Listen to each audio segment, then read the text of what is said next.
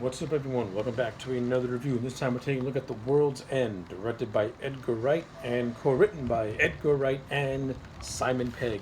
The World's End tells the story of Gary King and his four friends as they go on this journey known as the Golden Mile, in which they want to hit all 12 pubs, leading to the big pub known as the World's End. Okay, all the while they uncover a secret that the town is being occupied by alien robots. Okay, that's the overall plot line for The World's End. Let's talk about it. I overall think that this is a fun satirization of sci-fi action flicks. I think the overall story of this movie is very, very fun, though also extremely convoluted and confusing. But at the same time, this movie is thoroughly enjoying. It's thoroughly enjoyable, mainly because it has a great cast that includes Simon Pegg and Nick Frost, among others like Eddie Marson and Martin Freeman and Rosamund Pike. It has outstanding direction, as usual, by Edgar Wright, who is really good at doing these satirization type of movies. Like he satirized the zombie genre, he satirized the video game movie genre, he satirized the action drama, he satirized the buddy cop drama, the buddy cop action movie. Like Edgar Wright is really good at doing satirization of movies, and but also putting his own little unique spin on it.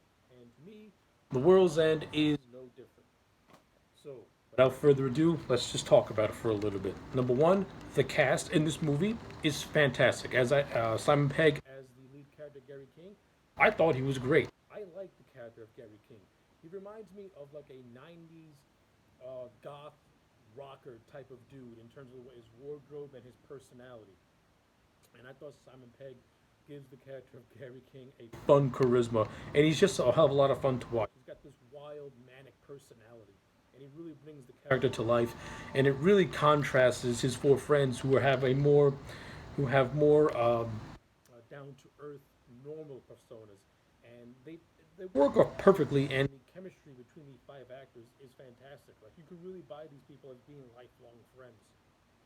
Uh, with the Nick Frost character having a more particular history with the Gary King character, as they were thick as thieves until something happened in which Gary King pretty much left the character Andy to take the fall for something, and a lot of bad blood is between those two, and the movie pretty much in the end, throughout the course of the movie, they do make a reconciliation and they do become friends again, and it is really well done. So I like all that stuff. The supporting cast that includes Pierce Brosnan and Rosamund Pike. In the brief moments they were on screen, I enjoyed them. I think they were kind of underutilized, especially Pierce Brosnan. When the whole town is revealed to be under alien control, I would have had Pierce more or less act more as a main villain. The movie kind of sort of has him as a main villain, so to speak. So not really. I mean, I would have had him being the ringmaster behind everything. I thought that would have been really entertaining and really really cool. But in the few scenes that Pierce is in, I thought he was cool. He plays a teacher that the boys used to have when they were in high school, who they all really really like. So I like the performance. Rosamund Pike, she plays this character known as Sam, who is the sister of the O Man character played by Martin Freeman. I like Rosamund Pike as an actress. I think she's very very talented. In the few scenes that she was in, I thought she was really really funny. I like the bantering that she has with the Gary King character, and I kind of sort of like the triangle that was going on between Gary King, Sam, and this character of Steven, which I don't think was fully utilized to its comedic potential. Especially when you get to the end of the movie where Sam appears out of nowhere, and her and Steven end up being a couple during the epilogue of the film. I would have liked to have seen more scenes of Sam interacting with Steven, kind of building up this romance to be. I think that would have been a little bit. I think that would have been cool. That's just me personally. I think from an overall production standpoint, this is a great looking movie. Bill Pope is a very talented cinematographer, having worked on a number of films. This movie's no different. This movie looks great. Edgar Wright's direction is just as frenetic and creative as usual, so I got no complaints there. The overall story of these five friends going bar hopping is absolutely hysterical, and the interactions that they have with the town is funny to themselves, to itself, especially when they slowly start to uncover the fact that the town is being inhabited by robots who have taken over the town itself. And at first, they try to be coy about it, but then all hell breaks loose and very entertainingly and well done fight scenes with these robots that are utterly hysterical and have a lot of slapstick to it, to me at least. So I thought all that stuff was enjoyable. Like I said, my only main criticism is the actual story itself and the whole town being invaded by alien robots. It is uh, an interesting concept, though I think the motivations are a little bit flimsy at best.